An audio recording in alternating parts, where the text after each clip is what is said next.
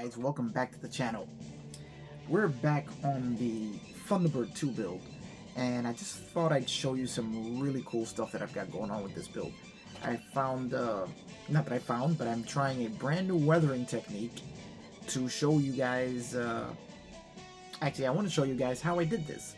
It came out pretty cool, I'm very happy with it, and I think you guys might find this interesting.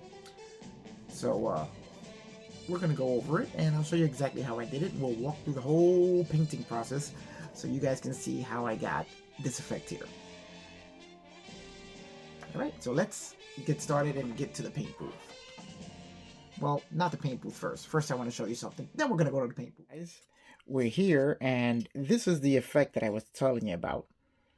And actually I'm very happy with the way it came out. It's the first time I've tried this, and it's just another form of weathering and to give the object you're painting a aged look or a worn look, and I think it came out pretty cool. So we're just going to go over how I did this and see if you guys like this. Maybe you'll want to try it yourselves. So now, first thing I do is, after I've painted my base color, which of course is the black primer with the green over it, and I've done my pre-shading, leaving the, well, you guys saw it on the last video, and if not, go watch the last video. It's really interesting, and, yeah, go watch it. It's cool. It's cool. So once I have that done, then I'm going to start one panel at a time. Let me see if I can show you guys here on this clear part. Luckily, this kit brings two. If you can see, let me see if I can show you right there. You can see the panel separation lines going horizontally across the part. And then you have the panel lines going vertically across the part. Well, what we're going to do is we're going to shade that horizontal and those vertical lines.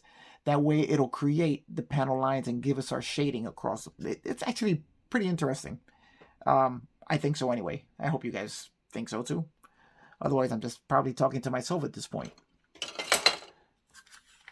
So anyway, what I like to do is, the first thing I do is I lay a piece of tape following the vertical line.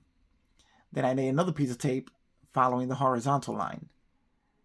And I box off each panel individually as I'm painting.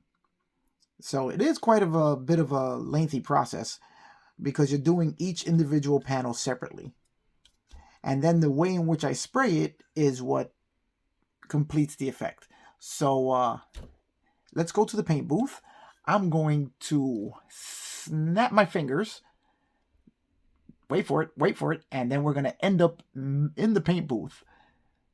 Or let's do it like Wayne's World.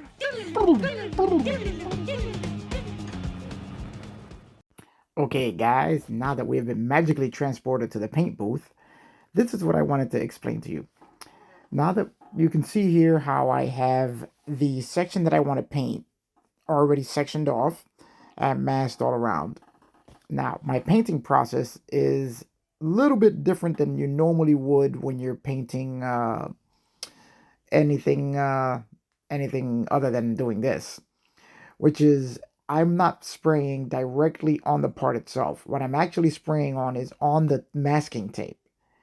And the only thing I want is for the overspray from the airbrush coming off the masking tape to get on the part itself. Because what we want is a gradual buildup of color. We want it to look like it's like the original, like the green paint has faded over time or worn away due to use. And this gives us the really faded old look that I'm looking for. So you can see here. Now I'm going to remove the tape, and you can see what the effect is from this panel here. Let's see. Let me give you a good look at that there. I've already done quite a bit of it, but I want to give you guys a really good look at what you see how quick and easy that was. Now the tape is what gives us our nice sharp edges to our weathering pattern. which what it serves to do is to separate the individual panels from each other so that you can see as if the edges of the panels had started wearing away, much like it would happen in real life. Um, you can see here, I'm doing the next section here, which involves, again, just laying down the masking tape, getting everything ready to spray, and now spraying on the tape itself very, very lightly. You don't want a lot of paint coming out. You want to just have more air than paint. And spray it right on the tape, and you're going to gradually just watch as the paint gets on the part itself from the overspray that's coming down off your brush. And then you're going to peel your paint away, and how much you want, how much wear you want to show, all depends on exactly how you want your part to look. It's all up to you. This is the fun part of the whole deal, that how this looks is entirely on you. You can do whatever you want with it. It's a fun process. Okay, now I'm going to keep going with this. You guys can watch as it transforms into an old weathered pod. So let's cue the music.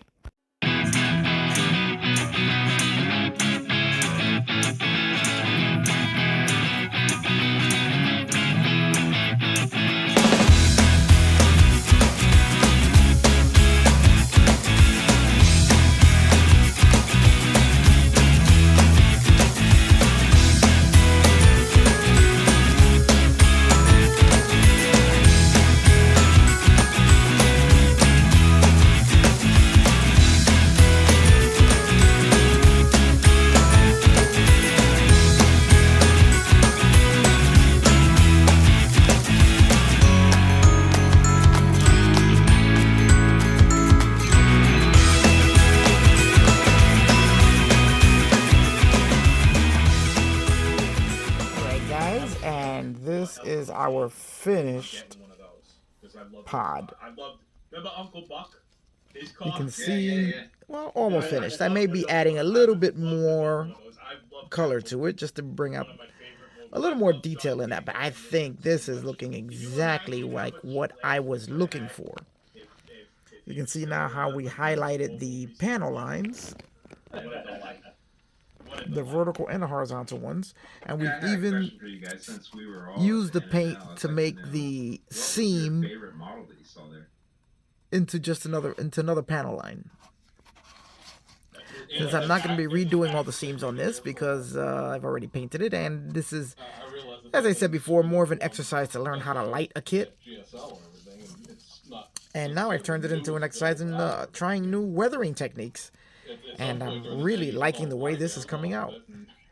I don't know, you guys tell me, but I think it looks cool. Really impressive, and then this came off a bit like, oh. All right, guys, we've unwrapped the first part, and I just wanted to give you a look at what we have to look forward to. We have our half painted and half clear first assembly. This is very cool. I'm really, really liking this. Gotta clean it all up to get all the tape residue off, but you can see how good it looks when you look at this side here. And then you come over here and it's totally clear. The masking actually came out pretty good because it gave me a nice straight solid line going all the way across. I'm very, very happy with this. Guys, have no idea how excited I am to get this thing done. This thing looks almost bug-like now. He looked like he was maybe early 20s. Cool. All right, guys, we're going to keep going with this build. Okay, let's just take another quick look at it. I think we're going to call it an end to this video here, keeping it short and sweet on this one because I've got a bunch of other stuff coming up for this build, which I'm really looking to get into. So I think I'm going to end it right here and just keep following along because I've got a lot more paint and a lot more detail work to do, and you guys are going to want to see how this thing comes out. And then comes the lighting. This is a really fun kit, and I just got to say that Model Masters green just sprays beautifully. All right, guys, see ya on the next one.